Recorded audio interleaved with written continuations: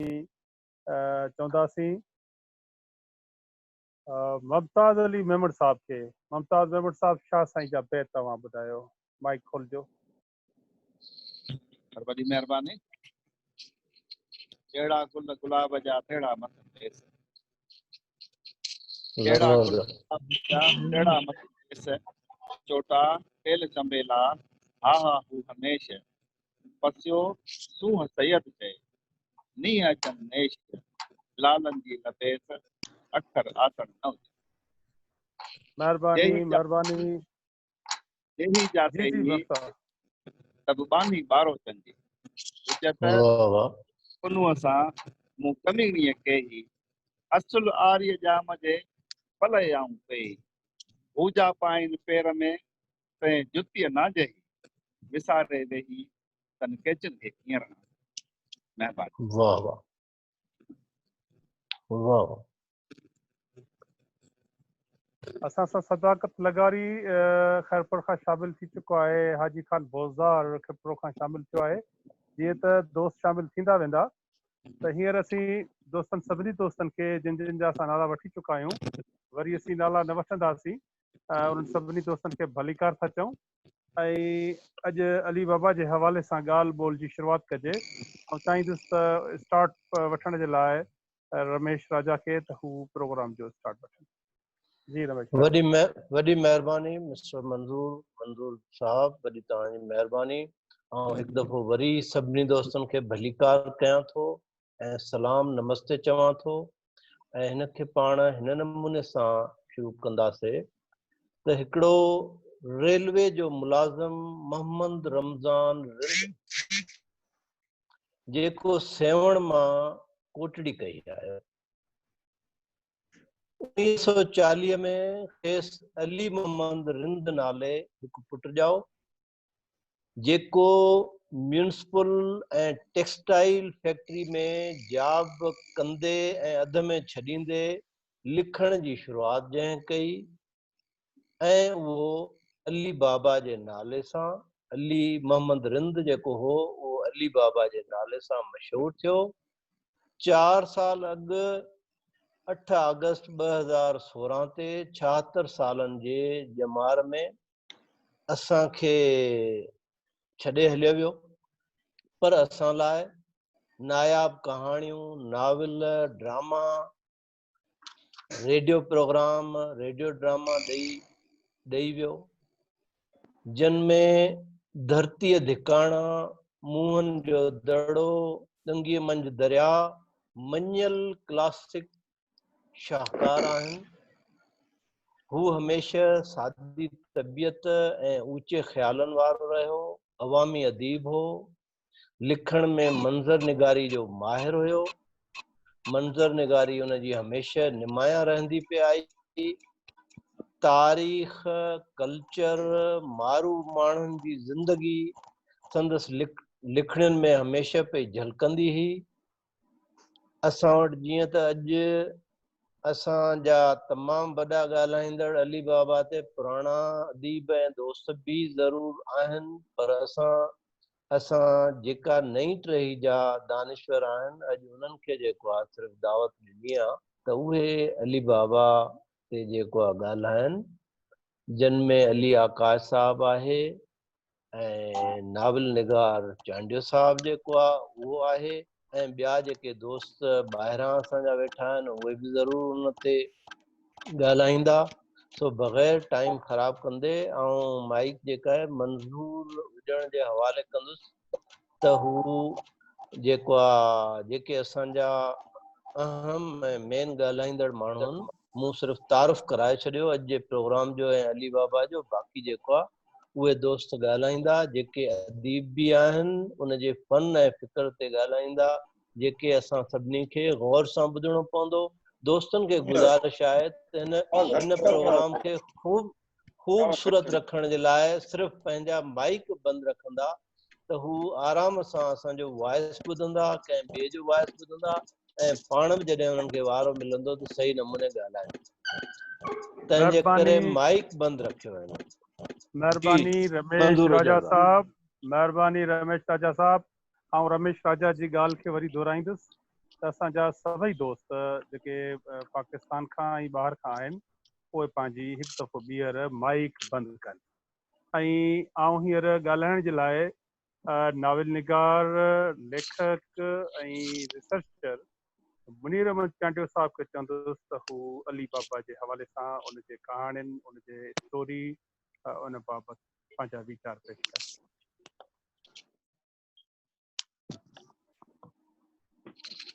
जी मुनीर अहमद चांडियो साहब। Mic तव्हांजो mute आहे मुनीर साहब। मुनीर साहब mic खोलींदा। माइक जो ऑप्शन आहे उते तव्हां टच कंदा त पोइ माइक खे तव्हां उनखे अची वेंदो वीडियो ऐं माइक उनखे तव्हां खोले छॾियो। हा ठीकु आहे। हाणे आवाज़ अचे पियो? हा हा खुली वियो माइक, बिल्कुलु महिरबानी। हलो ठीकु आहे। असां सां मंज़ूर गुरमाणी साहब छटे खां शामिल थियो आहे ऐं कुझु ॿिया दोस्त शामिल थिया आहिनि, उन्हनि खे भली कार था चवनि। मां अवां दोस्तनि जो थोराइतो आहियां जो अवां सिंधी ॿोलीअ जे जीनियस लेखक अली बाबा जे ॻाल्हाइण लाइ। हेलो जी जी आवाज़ अचे पियो साईं? बिल्कुलु अचे पियो साईं। तव्हां आवाज़ अचे पियो। दोस्तनि जो माइक खुलियल आहिनि, दोस्तनि जा माइक खुलियल आहिनि जिन हाणे जॉइन कयो। डॉक्टर खुशहाल पंहिंजो माइक बंदि कनि ऐं सभई दोस्त पंहिंजो माइक बंदि कनि, महिरबानी। अमजद माइक बंदि कंदा वञो। मंज़ूर गुरमाणी साहब बि माइक बंदि कनि। जी जी मुनीर साहब। त मां अवां दोस्तनि जो थोराइतो आहियां जो अवां सिंधी ॿोलीअ जे जीनियस लेखक अली बाबा ते ॻाल्हाइण लाइ मूंखे दावत ॾिनी। अली बाबा सिंधी जो मुनफरिद कहाणीकार हो। ख़ासि करे विरहाङे खां पोइ वारे जेके असां वटि कहाणीकारनि जी जेका अचे थी टही, उन्हनि में हू जेको आहे पंहिंजे जेको आहे स्लोब जे करे हिकिड़ी मुनफरिद हैसियत रखे थो। उनजी जेको आहे हिकिड़ी नुमाया जेको आहे हैसियत, उनजी जेको पंहिंजे हिकिड़े डिक्शन जे करे पंहिंजी सॼे हिन जनरेशन में, जंहिंमें जमाल अबड़ो साहब हो, उहो बि ख़ुदि हिकिड़ो साहिब स्लोब जेको आहे लेखक हो। अमर जलील साहब हो, उहो ख़ुदि जेको आहे हिकिड़ो साहिब जेको आहे स्लोब जेको आहे लेखक हो। ऐं वसीम खरल साहब हो, उहो ख़ुदि जेको आहे हिकिड़ो साहिब स्लोब जेको आहे लेखक हो।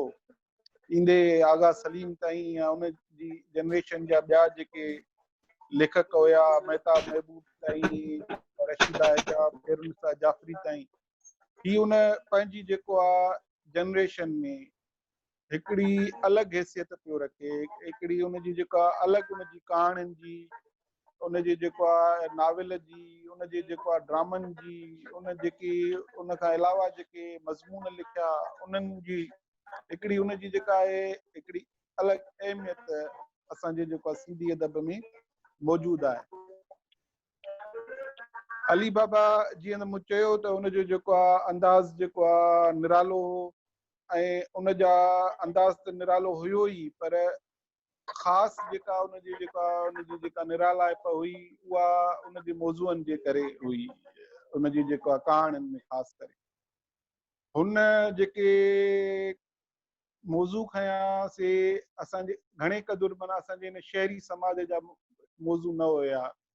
जीअं कि मिडिल क्लास घराणनि जा जेके आहिनि उन्हनि में न हुआ। जीअं असां सुमेरा ज़री जी कहाणियुनि में घणे क़दुरु असांखे मौज़ू मिलनि था शहरी मिडिल क्लास जा, या जीअं असां वटि महताब महबूब जी कहाणियुनि में, या जीअं असां वटि ॿियनि जेके अमर जलील जी कहाणियुनि में मिक्स क़िस्म जा कैरेक्टर अची था वञनि। हिन जा घणे क़दुरु जेके अली बाबा जे किरदारनि ते वेंदासीं या उनजे जेके मौज़ूअनि ते वेंदासीं त उहे इन असांजे धरतीअ सां लाॻापियल असांजे सां जेके मौज़ू हुआ ऐं असांजी जेका तारीख़ी जेके शऊर रखंदड़ जेके तारीख़ सां जेका वास्तो रखंदड़ जेके मौज़ू हुआ, ऐं असां उनजा जेके किरदार हुआ से असांजा इंडिजीनियस पीपल हुया। इन धरतीअ जा जेके आहिनि असलोका रहाक हुया, असलोका जेके आहिनि वाग मालिक जेके आहिनि उहे, जिनखे अॼु जे दौर में नज़रअंदाज़ कयो वियो आहे, जंहिंखे अॼु जे दौर में सम्झो त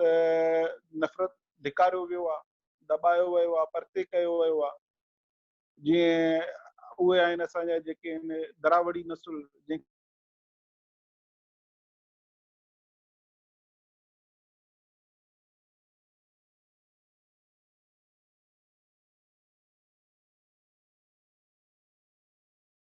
पर उन्हनि जूं जेके लाइफ आहे, उन्हनि जो जेके आहिनि तकलीफ़ूं आहिनि, उन्हनि जा जेके दर्द आहिनि, उन्हनि जा जेके अहंज आहिनि, उन्हनि खे अली बाबा साहब जेको आहे पंहिंजनि कहाणियुनि में जेको आहे खयूं ऐं उन्हनि किरदारनि खे जेको आहे उहो हिकिड़े तमामु जेको आहे इज़त ऐं शान सां जेको आहे उन असांजे हिननि में पेश कयो पंहिंजे हिन कहाणियुनि में।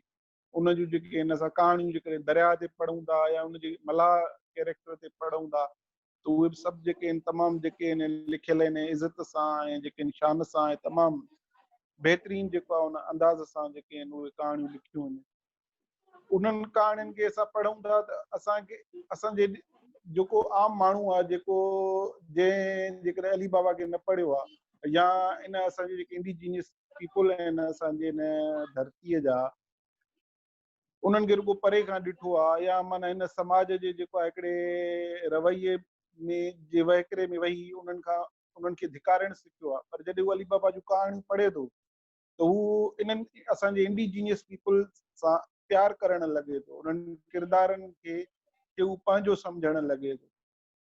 त इहा जेको आहे तमामु वॾी जेको आहे ख़ुशूसियत आहे अली बाबा जे जेको आहे हिन कहाणियुनि जे किरदारनि जूं।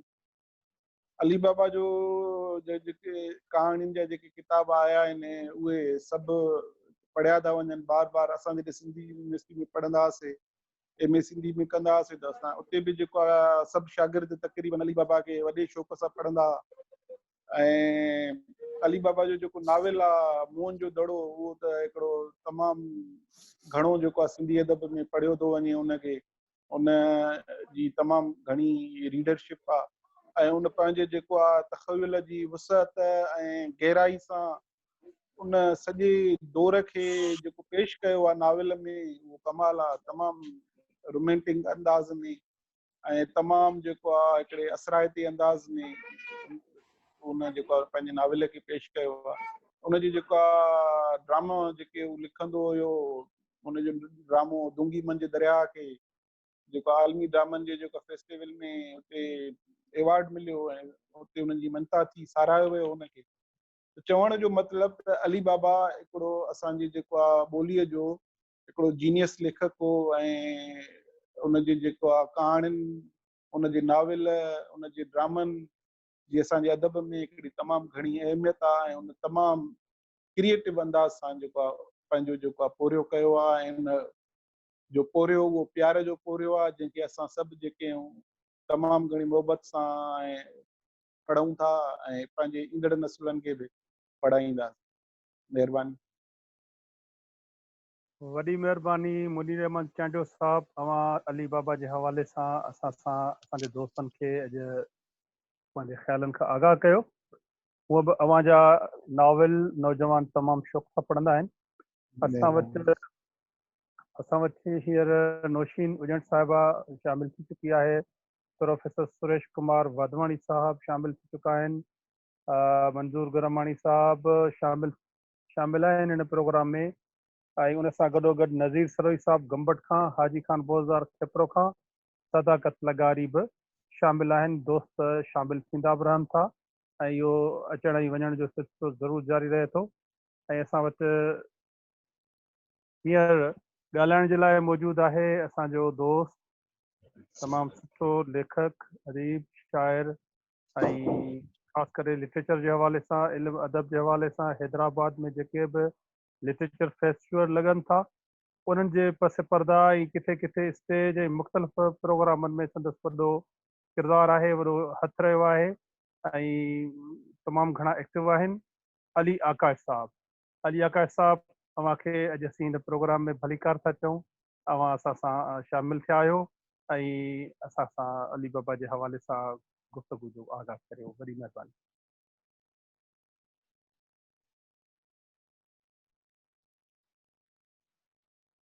अली आकाश साहब, तव्हांजो आवाज़ न पियो अचे, हिनखे थोरो ठीकु कयो, माइक खे वरी कनेक्ट करे वठो।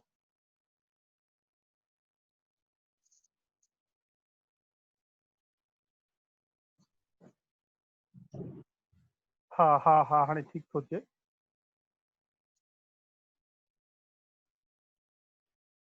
आवाज़ न पियो अचे।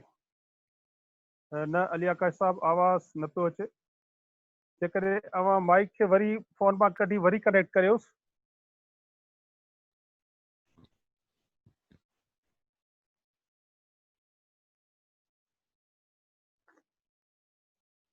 न साईं आवाज़ न आयो। हेड फ्री अवां जी दुरुस्त आहे। हैंड फ्री कढी ॻाल्हाए ॾिसो। हैंड फ्री कढोसि पोइ ॻाल्हायो। माइक न आवाज़ न पियो अचे।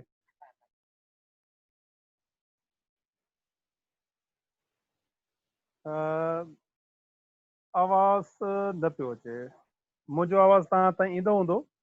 यकीनन ॿियनि दोस्तनि वटि बि आवाज़ वेंदो हूंदो।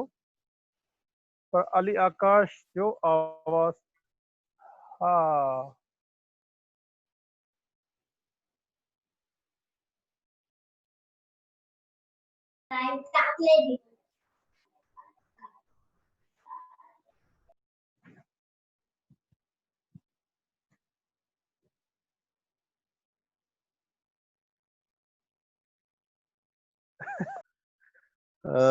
अली आकाश मुंहिंजो ख़्याल आहे त ड्रॉप करे वियो आहे हींअर। अच्छा जी जी जी वरी कनेक्ट थींदो त शायदि ठीकु थी वञे।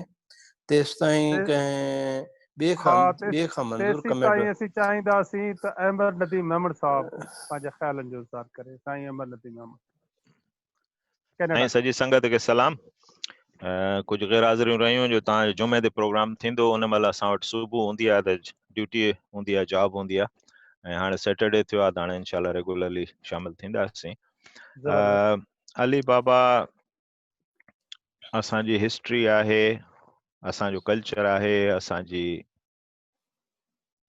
मञता आहे ऐं उनखे लफ़्ज़नि में बयानु करणु ॾाढो ॾुखियो आहे। दोस्तनि खे शायदि ख़बर न हुजे त अली बाबा खे प्राइड ऑफ परफॉर्मेंस अवार्ड बि मिलियो हुयो उन जे लेखकनि ते।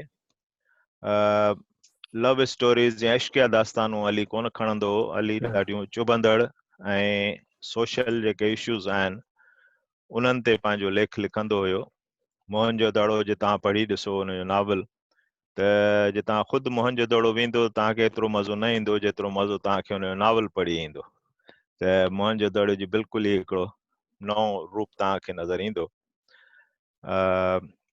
ॾाढो ख़ुददार शख़्स हुयो। कॾहिं बि हथु कोन कंहिंजे अॻियां फैलायईं। जॾहिं एजेड थी वियो 76 साल जी एज में लाॾाणो करे वियो त बिल्कुलु उन ज़माने में गुरबत हुयसि।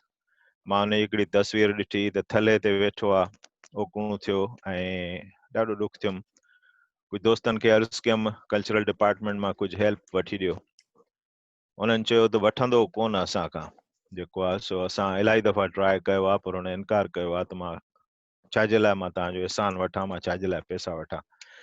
पोइ सलाह ॾिनीमान त अली बाबा जा किताब एॾा सर्कुलेशन में आहिनि, उन्हनि जी रॉयल्टी जे नाले ते उनखे जेको आहे सो कुझु ॾिनो वञे या नवां किताब उन जा वरी प्रिंट करायो उन जी रॉयल्टी उनखे ॾियो। अहिड़े तरीक़े सां कुझु असां दोस्तनि मिली करे कुझु अली बाबा खे राज़ी कयो त हीअ तव्हांजी रॉयल्टी आहे। फ़नकारनि सां मसइलो आहे, असांजे सरकारनि सां को अहिड़ो एंडाउमेंट फंड वग़ैरह नथो ठहे। काफ़ी तंज़ीमूं सोशल तंज़ीमूं आहिनि, उन्हनि खे अर्ज़ु आहे त हिकिड़ो ईअं फोड़ी फोड़ी करे हिकिड़ो फंड ठाहियो वञे जेके असांजा फ़नकार जिन एॾो असांजो नाम ॾिनो आहे, असांजे सिंध खे रोशनास करायो आहे दुनिया में, उहे जॾहिं ज़रूरतमंद थियनि था उन्हनि खे ज़रूरत अचे थी थोरी उन्हनि जी मदद थिए। ॿियो अर्ज़ु आहे असांजे अदीबनि ऐं लेखकनि खे त जेकॾहिं अली बाबा जा मुख़्तसिर कहाणियूं हिकु हिकु करे अंग्रेज़ी में ट्रांसलेट करे ऐं जेकॾहिं उहे छपायूं वञनि त असांजा यंग जेके ॿार आहिनि, यूथ आहे जेको इंग्लिश ट्रेंड थी वियो आहे त इंग्लिश पढ़ंदा आहिनि, सिंधी घटि थी वई आहे। पढ़णु ॻाल्हायूं त अथा पर पढ़णु तमामु घटि ॿारनि खे अचे थो, छो त उर्दू मीडियम स्कूल थी विया आहिनि। त उहो हिकिड़ो वॾो असांजी ख़िदमत हूंदी अली बाबा जे लाइ जो हुनजे नाले खे बरक़रार रखूं। बसि इहो चई ऐं मां तव्हांखे ॾियां थो माइक वापसि। महिरबानी अहमद नदीम मेमण साहब। असां सां परवेज़ पाबंड साहब बि मौजूदु आहे, उनखे बि असीं भली कार था चऊं। असीं चाहींदासीं त हींअर अली बाबा जे हवाले सां वीचार वंडण लाइ असीं दावत ॾियूं।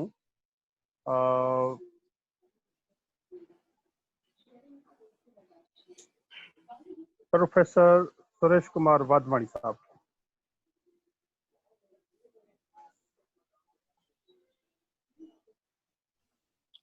महिरबानी जी। जीअं पंहिंजो चयो एमएल साहब ऐं ॿियनि दोस्तनि बि ॻाल्हायो, चांडे साहब बि ॻाल्हायो। जीअं चयो त हुनजी कमु त तमामु हिकिड़ो वॾो हुयो, पर जीअं ख़ुदि साईं ॿुधायो एमएल साहब त ख़ुददार माण्हू हो, तीअं असां बि हुन दौर में थोरी कोशिशि कईसीं त का हुनजी मदद कजे दोस्तनि जे मार्फत, ख़ासि करे निसार खोखर पंहिंजो जेको आहे साफ़ी हुनजे हुन कोशिशि कई असां दोस्तनि जे मार्फत। त हुन पहिरियों त न पे कई, पर पोइ ज़ोरी ज़बरदस्ती कुझु न कुझु हुनखे राज़ी कयो पियो।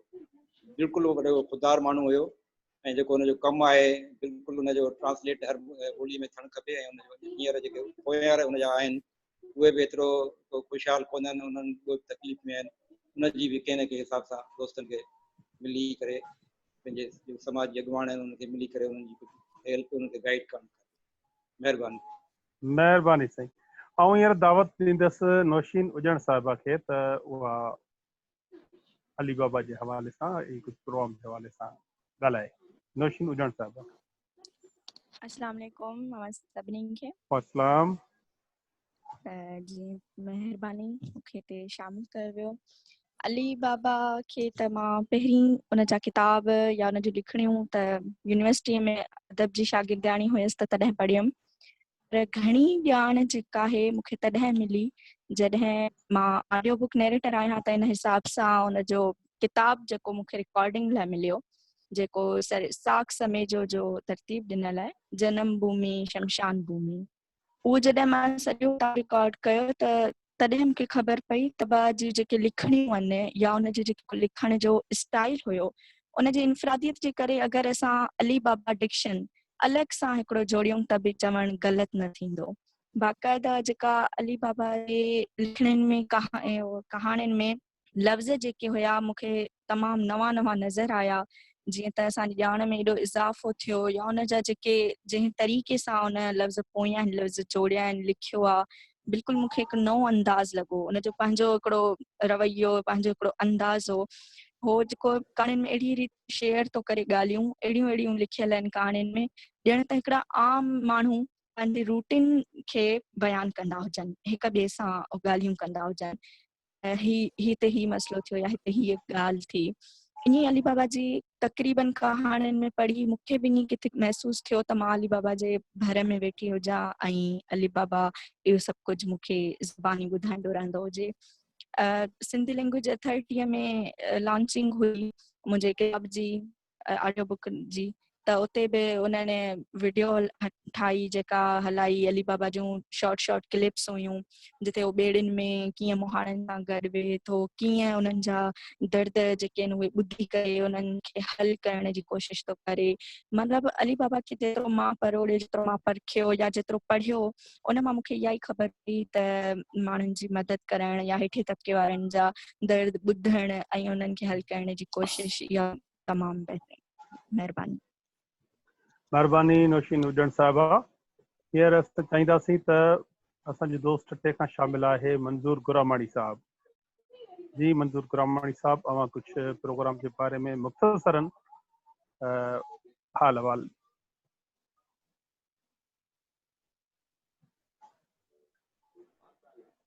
जी मंज़ूर गुरामाणी साहब। हेलो अस्सलाम वालेकुम। वालेकुम सलाम।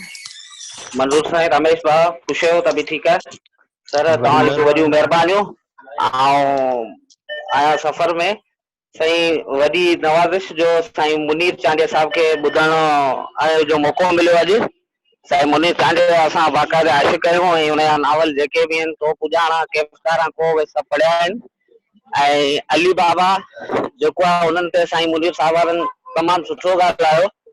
अली बाबा जेको हुयो हिकु सोच हुई, हिकु किरदारु हुयो, हिकु ख़्यालु हुयो, हिकु बाक़ाइदा तस्वर हुयो जंहिं कॾहिं बि अमीर थियण जे लाइ न सोचो, जे कॾहिं बि डॉक्टर थियण जे लाइ न सोचो, जेकॾहिं बि माना इहो न सोचो त मूं वटि के पैसा अचनि या आउं अमीर थियां, पर हुन इहो ई सोचो त आउं माना सुठे खां सुठो लिखां ऐं जेको बि लिखां माना पंहिंजी क़ौम जे लाइ लिखां। ऐं हुन खे इहो बि अहसासु थियो जॾहिं हुन गुलफुल में लिखियो त पोइ हुनखे अहसासु थियो त आउं काफ़ी ॿारनि जे लाइ बि लिखां हा, ऐं उनजो तमामु लिखणियो असांजे लाइ वॾो असासो आहिनि। ऐं जीअं के दोस्त चयो त उन्हनि खे ट्रांसलेट करे इंग्लिश में छपाइजनि, ऐं बिल्कुलु अहिड़ो कमु जेको आहे उहो करणु खपे ऐं अहिड़े किरदार खे कॾहिं बि विसारणु न खपे ऐं उनजो जेको बि असासो असांखे मिलियल आहे उनखे यादगार बनाइणु खपे। महिरबानी। ऐं आहियां ट्रेवलिंग में आहियां, हिनजे करे तव्हां खां थोरो मुख़्तसर ॻाल्हायो। Okay sir. महिरबानी मंजूर गुरामणी साहब, अवां पंहिंजो माइक हाणे बंदि कयो। मंजूर गुरामणी साहब माइक बंदि कयो। हींअर आऊं नीतू वाधवाणी साहिबा खे गुज़ारिश कंदुसि त पंहिंजे ख़्यालनि जो इज़हार करे। नीतू वाधवाणी साहिबा। थैंक यू तव्हां सभिनी खे जॉइन करण जो ऐं तव्हांजी सुठी महफ़िल खे मूंखे पार्टिसिपेशन ॾियण जो। ऐं जीअं तव्हां ॿुधायो आहे त साईं अली बाबा जी मुख़्तसर हिकिड़ी स्टोरी रही आहे। मुंहिंजो दड़ो कंहिं दौर में शायदि मां बि हुन ॻोठ जी रही आहियां, त मुंहिंजो दड़ो वाक़ई में पंहिंजे पाण में हिकिड़ो मिसाल आहे। ऐं जेसि ताईं असांजा कहाणी निगार आहिनि त उन्हनि पंहिंजियुनि ॻाल्हियुनि में असांखे वरी बि नओं ॾींहुं ॾेखारियो आहे, नवां तरीक़ा सेखारिया आहिनि। अचण वारे दौर में शायदि असांजा ॿार अंग्रेज़ी लिखणु न चाहींदा, पर शायदि अली बाबा खे पढ़ी करे कुझु नओं लिखण जो असाइनमेंट खणंदा, पर उन जे लाइ असांजो हिकिड़ो रूटीन हलंदो, तॾहिं ई असां कुझु करे सघंदासीं। अली बाबा जी स्टोरी पंहिंजो पाण में हिकिड़ा मिसाल आहिनि, पर उन्हनि खे अगरि अपडेट करिणो आहे त असांजी नई यंग जनरेशन उन्हनि सां गॾु हलंदी। महिरबानी नीतू वाधवाणी साहब। असां सां हींअर साईं अब्दुल गफ़ार भट्टी साहब, साईं गफ़ार तबस्सुम साहब जन शामिल आहिनि। असीं अब्दुल गफ़ार तबस्सुम जेके सिंध जा तमामु बहितरीन शाइर आहिनि, उन्हनि खे हिन प्रोग्राम में भलीकार था चऊं। हू असांजे हिन प्रोग्राम में असांजे रिक्वेस्ट ते शामिल थिया आहिनि। साईं अब्दुल गफ़ार भट्टी साहब, अब्दुल गफ़ार तबस्सुम वालेकुम साईं। अवां किथे पाकिस्तान में मौजूद आहियो, पर तव्हां घणो ॿाहिरि बि रहो था, थोरो इहो ॿुधाइजो पहिरियां। न, मां हींअर आहियां ह्यूस्टन में वेठो। हा ज़बरदस्त साईं। अवां अली बाबा हिकिड़ो मिंट साईं, मां ॻाल्हि कंदो हलां त हिन में मिंट शो थिए थो। रिमेनिंग 1 मिंट आहे मीटिंग क्लोज थियण में। जेकॾहिं क्लोज थी वेंदो, जेकॾहिं मीटिंग क्लोज थिए त वरी दोस्त साॻे लिंक ते शामिल थी सघनि था। छो त अॼु असांजो दोस्त अमजद होस्ट करे पियो, त असां वटि जीअं त रमेश साहब ट्रेवलिंग में आहे त उहो असां न करे सघिया आहियूं उतां होस्ट। तो जेकॾहिं बंदि